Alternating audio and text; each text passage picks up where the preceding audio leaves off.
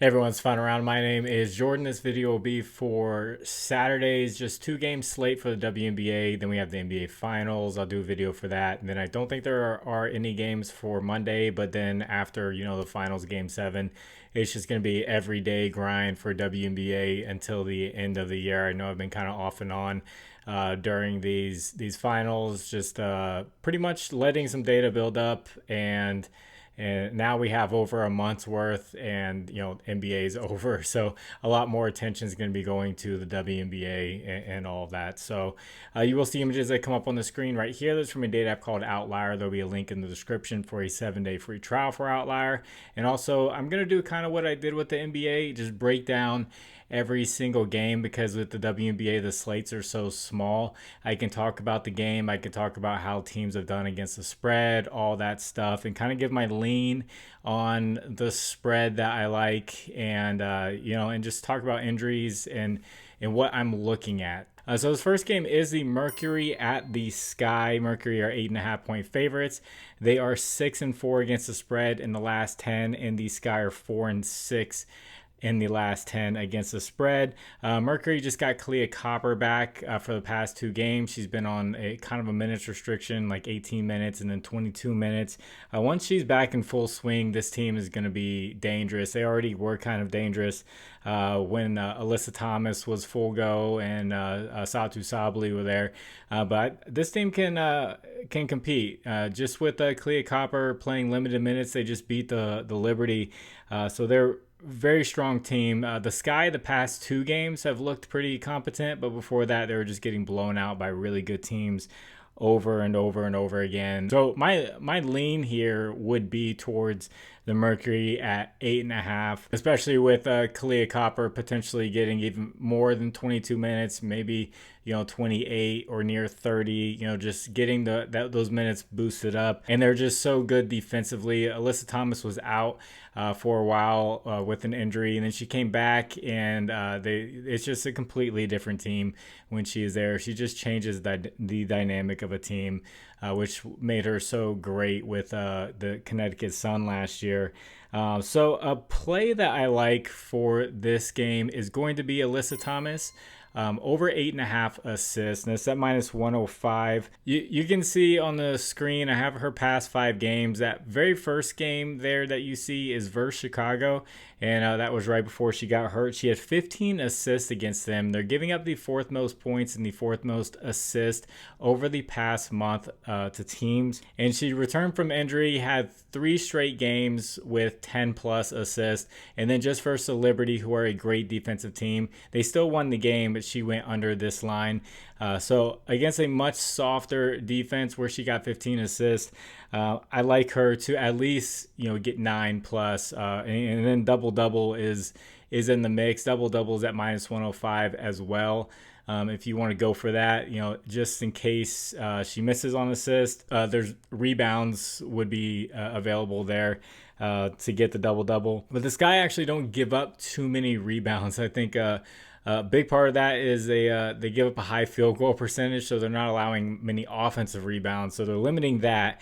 And then on the other end, they do have good rebounders in Angel Reese and Camila Cardoso. So I'm just sticking with assist here for Alyssa Thomas. And if there is any news about Kalia Copper coming off a minutes restriction, I would definitely go for her points. It's at 14.5 right now. She's gone under in both of them, but that's just because her minutes have been limited. I'll keep an eye out for that, and I will have plays in the pinned comment. Especially for this next game. If they say she's off her minutes restriction, then yeah, I'll probably go Kalia Copper over points, or at least 1.5 3-pointers made. The Sky are giving up the highest 3-point field goal percentage in the WNBA, which means that Satu Sabali has been really cold lately. She went 0 for 8 last game, I believe. Something's got to change for her, but her line is pretty low for 3-pointers. I know I'm just throwing things out there, but the play I like the most is that Alyssa Thomas assist. But if you guys could, please like the video. If you haven't, please subscribe to the channel. If you have a little bit of extra time, could you leave a comment for the algorithm? You could just say anything. You could say Saturday, and that helps get this video out there for more people to see. So if you want to get away from Prizepicks and that's all you use, you want to try something else out with more options, dynamic payouts, check out Underdog Fantasy. sleeper, parlay play, chalkboard, or better. Underdog's matching your first deposit up to $1,000. The rest are doing up to $100. Links are in the description. That'll take you straight there. Promo code is FINDAROUND11 for all those matches. The second game, I know there's props out for the Sparks players, but the Lynx players are limited right now, and we'll talk about it. So it's the Sparks at Minnesota. Lynx are 9.5-point favorites. Sparks actually give up the most points overall in the league, and the Lynx give up the least amount of points. So some big injury news. Kelsey Plum is back from injury, so that's great for her. Haven't seen anything about a minutes limit for her. She wasn't out for too long.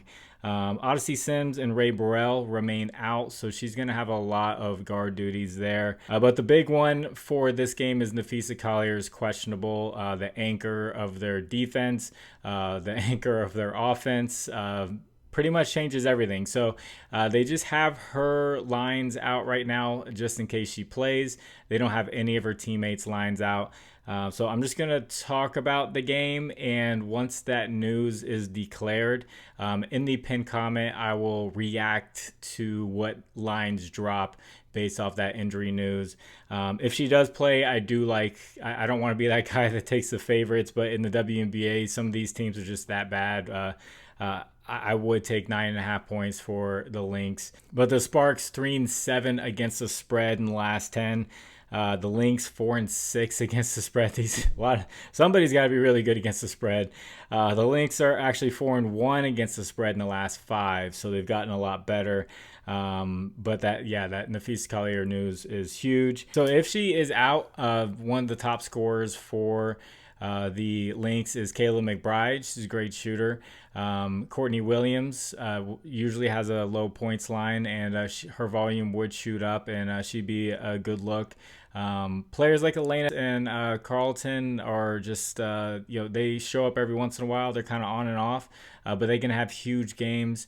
But the ones that I know that are going to get a lot of volume are definitely going to be Courtney Williams and definitely Kayla McBride. We'll just keep an eye out where those lines come out at if Napheesa Collier is ruled out.